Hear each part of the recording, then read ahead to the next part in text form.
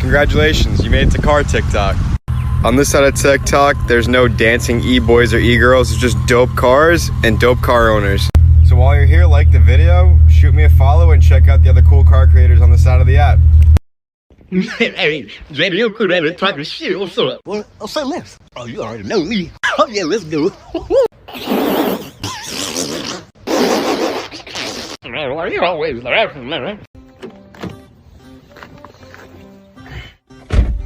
Oh no, my check engine light is on. What's wrong with my car? I think I need to take it to the mechanic. I wonder what's wrong with my car. I hope I can still drive it.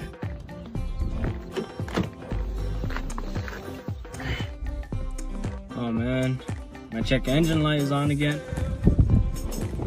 Yep, engine is still there. We're good.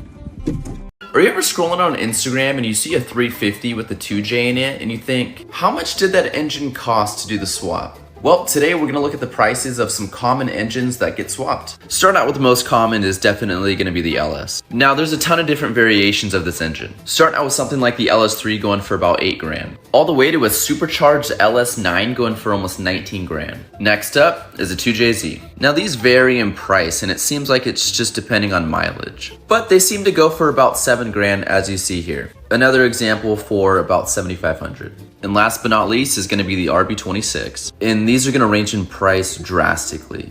At first I was surprised. I was like, oh wow, an RB26 not too expensive, 4,400. But as you guys can see, that's for an R32. Now out of an R34, the RB26 is about 24 grand. Drastically different. Of course, this isn't the price of the total swap, just the engine. And it's going to vary on location of where you're at. Let me know if you guys want a part 2. I want you guys to tell me what car part this is. I want wrong answers only. I wonder what this link could possibly lead me to. Here's some of the fastest police cars out there. You might just get gapped by the cops. Starters is a Dodge Charger PPV. Now, the majority of these are 3.6 liter V6s because it's a fleet vehicle, cost and efficiency. Now, a few of them out there actually have the 5.7 liter Hemis out of the Dodge Charger RTs and all-wheel drive. So it's no rocket ship, but I mean, it's pretty decent. Up next is a 1,000 horsepower Corvette Z06 that was seized in a drug raid. Now, this car is owned by the New Braunfels Police Department. It has a 427 cubic inch LS7 with a Pro Charger on top. Like, bruh, you getting gapped by the cops, homie. By far the coolest ones is these late 90s and early 2000s Japanese police vehicles. Now, they had the Honda NSX, Skyline GTRs. Remember, the cops had to compete with what other people had during the decade. I wouldn't be mad if I got pulled over by a GTR. Now, last but not least, which is probably the most cap police vehicle, is the Dubai police have a Bugatti Veyron. Now, this doesn't see any action, but it's just on display. I mean, Dubai got money everywhere, so obviously they're gonna have to show out. But yeah, I mean, that's cool, I guess, but I'd still rather have the Skyline. Do you want to hear something funny? No, but I'm sure you're gonna fucking tell me anyway. Your engine is a V6. That's fucking hilarious. Do you want to hear something even funnier? Okay. You don't even have a fucking vehicle. Well, if I had a vehicle, it would be a V8. Well, you ain't got V shit. Am I the only one that actually uses these how they're supposed to be used? If you don't know what I'm talking about, let me show you. So most people take the whole tree out and just leave it dangling wherever it might be, and that's only gonna last you about 2-3 days max. Let me show you how you actually are supposed to do it. So you see that little V line right there, the little black mark? So you're supposed to cut a little V, so let me go ahead and do that. Now that I made my V, you only want to pop the tip out. That's what she said. No, but really, it even says on the bag. So you only want to expose little by little. It says every week you just expose more and more. I do about every 4 or 5 days. That it will last you, I'm not even kidding, 10 times longer than if you actually just pop it out completely. So yeah, every 4 or 5 days, just expose more and more of the tree, and yeah, it's gonna last you way longer. Trust me. My friends tell me that they're being bullied by a van with a Hellcat badge.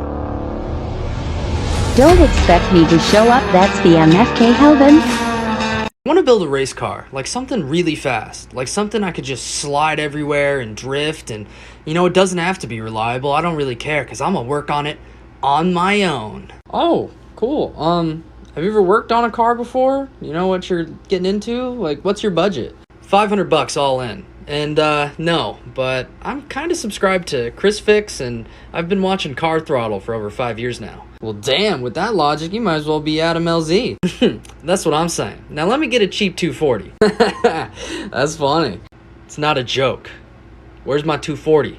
There's no such thing as a cheap 240 anymore. Because of people like you, prices have been driven up so high that for $5,000, the most you can get is a rolling shell that has been sitting in the rain for the past 10 years and is rusted to where there's almost nothing left. I see. What about an E30? You got 15 grand? I got 500 bucks and a crisp handshake. When people ask me, why don't you buy more car parts?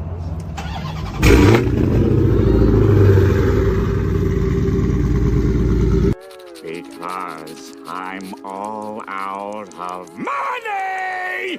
So is a 2020 Mustang GT like mine a good daily driver? One moment. I would argue indefinitely that it is one fantastic daily driver. We have powered seats right here, we have a full leather interior that is extremely comfortable, and we have both heated and cooled seats. Not to mention, the MagnaRide suspension is truly a feat of modern engineering, as you don't really feel any bumps in the road. The result is a smooth but antiquated ride that is super fun with the howling V8. Exhaust gets too loud, these valves shut right there, and you can go back to enjoying a normal ride. So in summation, I would argue that there are only 3 drawbacks to driving this car daily. For starters, the clutch has a resistance of 50 plus pounds, so it could get quite uncomfortable at some points and become a leg workout. 2, it's an absolute cop magnet. And 3, you get horrible MPG. Why do you spend so much money on that stupid truck? My mom told me to tell you to mind your damn motherfucking business, bitch!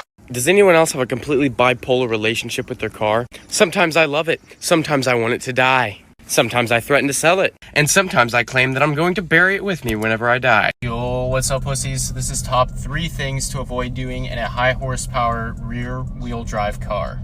Just a little disclaimer before we begin the video, this is for very inexperienced drivers, so people who haven't been driving for long at all. So I like to call these my 3 commandments, and the first one is to never drive fast in the rain. If it starts raining on a major highway and I'm going in excess of 70 miles an hour, the absolute first thing that I'm gonna do is turn on my turn signal, go all the way to the right lane and slow down. I don't care who's behind me in the right lane, I'm going 40 miles an hour, they can wait. Alrighty, commandment number 2, never floor it while going through a corner. So don't go from a dead stop and think you can drift a corner, because if you're inexperienced, you're not gonna know how to handle it. If you are, that's a different story. This may seem like common sense, but a lot of people get in their heads and floor it from a dead stop while they're turning, and it results in adverse outcomes. Commandment number 3, don't be unfamiliar with the loss of traction. Know how to countersteer, I can teach you. Here's everything broken on my 1990 BMW E30. Why did I buy this? The windshield wipers don't move, my antenna disappeared, the back lights are cracked and kinda gross, door handle's kinda loose, this door doesn't stay open, the horn doesn't work, this shifter is extremely loose, none of the back windows roll down, the radio needs a code, my dash has seen better days, airbag lights flashing, I should probably fix that, the washer fluid light's on, I wonder why. I think we found the problem. The hood doesn't want to stay up, the valve cover gasket's leaking, the strap mount stud is missing. Bro, what the heck? The throttle cables are super loose. It needs a new timing belt, a new AC condenser. Power steering fluid's pretty low. None of my fog lights work for some reason. Suspension could use a rebuild. There's a hole in my exhaust. And trust me, there's a lot more. I just paid $223,000 for this awesome looking car key. And they gave me this weird looking pink car. So a lot of people are asking, how do you adjust your seat on the Ford GT? Well, on Ford GT, you don't adjust your seat. You actually adjust your pedals. They'll come forward, and it's pretty neat. Let me show you. So you see this little lever? You just pull this lever, and boom, comes forward, and you can just adjust and hold it anywhere you want. Pretty cool, eh? Aftermarket wheels, rice. Modified exhaust, rice. No engine modifications, rice. Top 10 girls I would cheat on my girlfriend with. Why did you make this? Number 1, no one, because I'm a loyal boyfriend and would never cheat. No, never. When the call guy says, you need a daily, but then you need a daily for your daily. Then you need the daily for the daily for your other daily. But then you need a daily for the other daily for the daily for